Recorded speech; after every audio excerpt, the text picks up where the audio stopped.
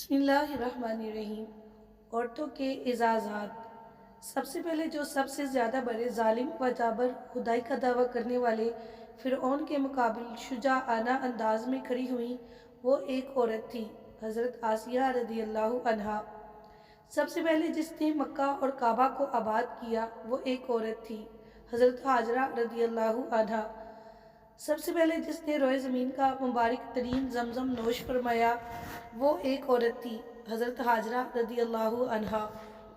سب سے پہلے جو ہمارے نبی اکرم حضرت محمد مصطفیٰ صلی اللہ علیہ وسلم پر ایمان لائی وہ ایک عورت تھی، حضرت حتیجہ الکبریٰ رضی اللہ عنہا۔ سب سے پہلے جس کا خون اسلام کی راہ میں بہایا گیا اور شہید ہوئی وہ ایک عورت تھی، حضرت سمیہ رضی اللہ عنہا۔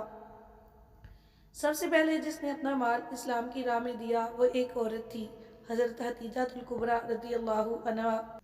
قرآن مجید میں ارشاد ہے کہ جس کا مسئلہ اللہ تعالیٰ نے 7 آسمانوں کے اوپر سنا وہ ایک عورت تھی۔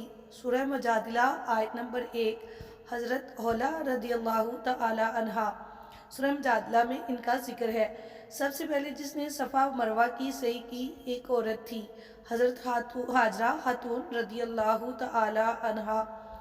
سب سے پہلے جو سب کی مخالفت کے باوجود بیت المقدس میں داخل ہوا وہ کوئی مرد نہیں تھا، عورت تھی، حضرت مریم رضی اللہ عنہا۔